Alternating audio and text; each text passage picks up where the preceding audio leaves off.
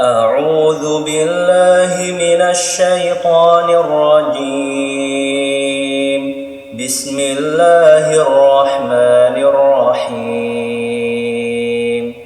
ومن يهاجر في سبيل الله يجد في الأرض مراغما كثيرا وسعة ومن يخرج من بيته مهاجرا إلى الله ورسوله ثم يدركه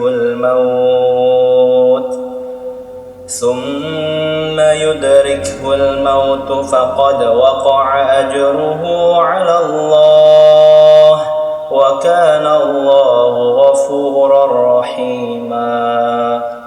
اللهم ارحمنا بالقرآن.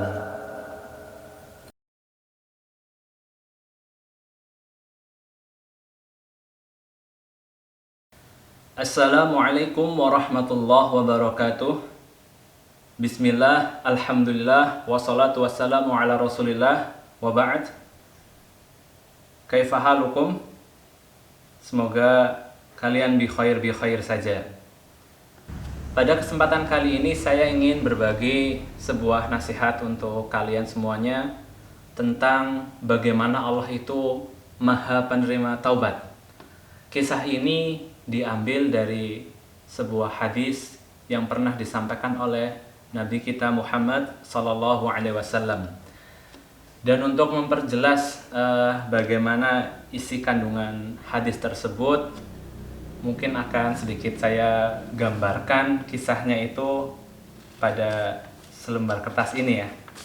Mudah-mudahan ini bisa memudahkan kalian semuanya untuk memahami isi dari hadis yang akan saya sampaikan berikut ini.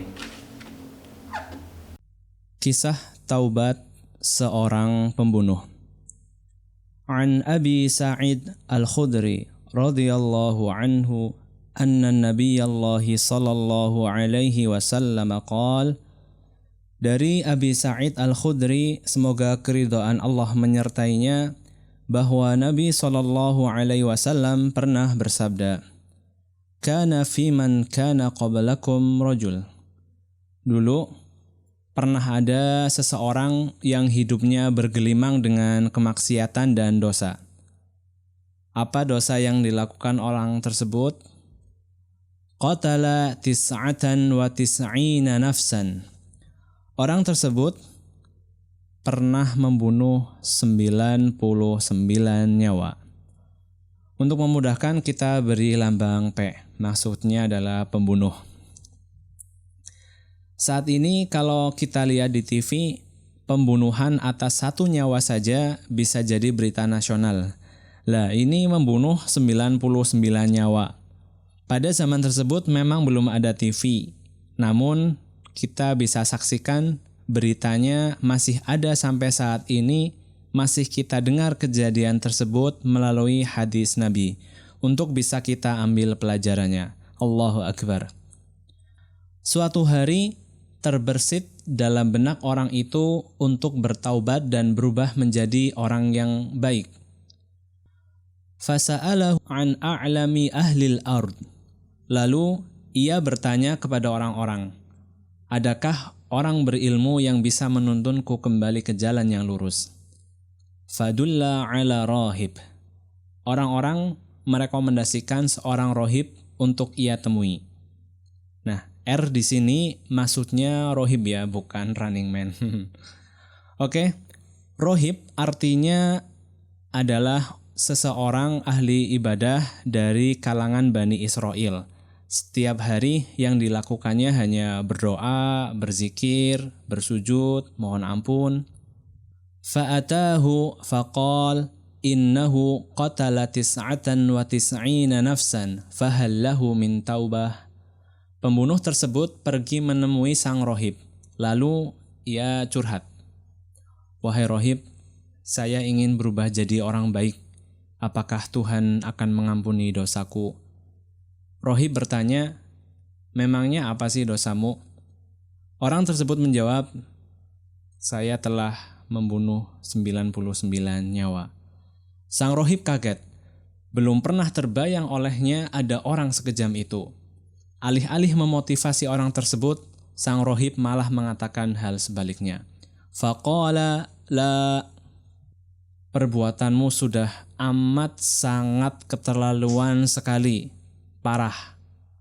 Menginjak seekor semut saja sudah dosa besar, apalagi membunuh 99 nyawa manusia. Tuhan tidak akan rela menerima taubat dari seorang manusia sadis seperti kamu. Bahkan engkau tidak berhak disebut manusia. Kata-kata sang rohib menyulut emosi orang tersebut. Ia datang baik-baik ingin mendengarkan nasihat, namun yang ia dengar seolah sebuah cacian. Niat baiknya seolah tidak dihargai sama sekali. Saat itu sang pembunuh berpikir, 99 sepertinya angka yang nanggung. Hari ini akan aku genapkan saja menjadi 100. Faqatalahu fakammala bihi mi'ah. Lalu sang rohib mati di tangan pembunuh tersebut. Hari demi hari terus berlalu. Lalu muncul kembali rasa ingin bertobat di hati orang tersebut. Lantas, siapakah orang yang harus ia temui? Ia ingin mendapatkan ketenangan jiwa. Ia ingin mendekatkan diri kepada Tuhan. Tsumma sa'ala an a'lami ahlil ard fadulla ala rajulin alim. Orang tersebut terus mencari dan mencari sampai akhirnya ada orang yang menunjukkannya kepada seorang ahli ilmu yang bijak. Anak-anakku sekalian, inilah letak perbedaan antara ahli ibadah dan ahli ilmu. Sering kita dengar hadis yang menyampaikan bahwa keutamaan ahli ilmu berada di atas keutamaan ahli ibadah. Ada banyak orang yang bersemangat sekali dalam beribadah, namun tidak dilandasi dengan ilmu. Ada banyak orang yang rajin sholat, rajin puasa, rajin sedekah, namun malas mengikuti majelis-majelis ilmu. Sehingga terkadang mereka kurang bijak dalam memandang sesuatu dan bersikap dalam menjalani kehidupan ini.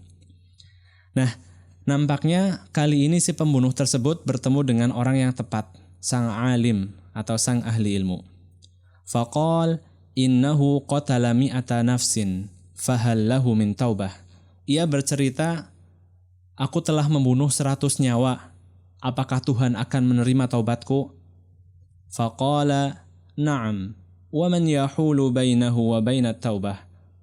Ahli ilmu tersebut menjawab, Tuhan pasti menerima taubatmu. Selama nyawa belum sampai di kerongkongan, selama matahari belum terbit dari barat, Allah masih membuka pintu taubat bagi hambanya. Orang ini gembira sekali mendengarkan penjelasan ahli ilmu tersebut, namun masih ada sedikit keraguan di hatinya. Dosa saya sangat besar, apa mungkin saya diampuni? Sang ahli ilmu menjawab dengan penuh keyakinan, ampunan Allah jauh lebih besar daripada dosa-dosa itu. Pembunuh tersebut semakin optimis, tekadnya semakin bulat untuk berubah menjadi orang baik. Ia terus mendengarkan nasihat-nasihat dari sang ahli ilmu tersebut. Intalik ila ardi kadha wa kadha, fa inna biha unasan ya'buduna Allah ta'ala fa'budillaha ma'ahum. Wala tarji ila ardik fa innaha arlusu. Sang ahli ilmu berpesan, pergilah engkau dari negeri asalmu. Terlalu banyak kejahatan dan kemaksiatan di sana. Judi, mabuk, pencurian, pembunuhan, zina, dan sebagainya. Sebenarnya engkau sudah lama ingin menjadi orang baik, namun lingkunganmu nampaknya tidak mendukung hal tersebut. Hijrahlah engkau ke sebuah lingkungan yang baru, lingkungan yang dipenuhi orang-orang soleh yang giat beribadah kepada Allah Ta'ala. Belajarlah ilmu agama di sana, dekatkanlah dirimu kepada Allah semakin dekat dan semakin dekat. Dan jangan pernah pulang lagi ke kampung halamanmu yang kelam itu. Fantalaqa hatta idza nasafat tariq atahul maut. Dengan niatan taubat nasuha, ia menyiapkan bekal lalu pergi menuju negeri orang-orang soleh yang dimaksud oleh sang alim. Selama perjalanan, ia banyak menangis dan mohon ampun kepada Allah. Hingga suatu hari, ketika ia sudah menempuh setengah perjalanan, takdir Allah berkata bahwa hidupnya harus berakhir saat itu. Orang itu meninggalkan dunia untuk selamanya. fakhtasamat fihi malaikatur rahmah wa malaikatul adzab. Datanglah dua malaikat, yaitu malaikat rahmat dan malaikat azab. Di sini maksudnya malaikat ya, bukan Muhammad rahmat atau Muhammad azab. Thayyib, dua malaikat itu berebut mengambil ruh orang tersebut. Mereka berselisih pendapat siapa yang lebih berhak mengambilnya. Faqalat malaikatu rahmah ja'a taiban muqbilan biqalbihi ila Allah Ta'ala.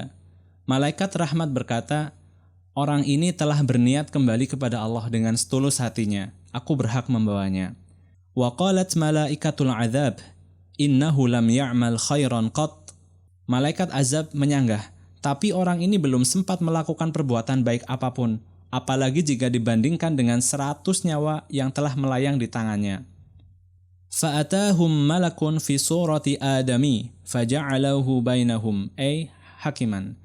Di tengah perselisihan tersebut, datanglah satu malaikat dalam wujud manusia yang menjadi penengah atau hakim di antara kedua malaikat tersebut. Faqal qisu ma bainal ardain fa ila ayyatihima kana adna fahuwalah. Malaikat yang menjadi hakim tersebut meminta agar mereka mengukur jarak antara lokasi kematian orang tersebut dari kampung halamannya dan sisa jarak antara orang tersebut dengan negerinya orang-orang soleh yang sedang ia tuju. Jika lebih dekat dengan kampung halamannya, berarti malaikat azab berhak membawa ruhnya. Namun, jika lebih dekat dengan negeri orang-orang soleh, malaikat rahmat lebih berhak membawa ruhnya. Baiklah anak-anakku sekalian, kita anggap jarak antara orang ini menuju kampung halamannya dengan X dan jarak antara orang ini menuju kampung orang-orang soleh dengan Y, lalu kita ukur dan bandingkan nilainya.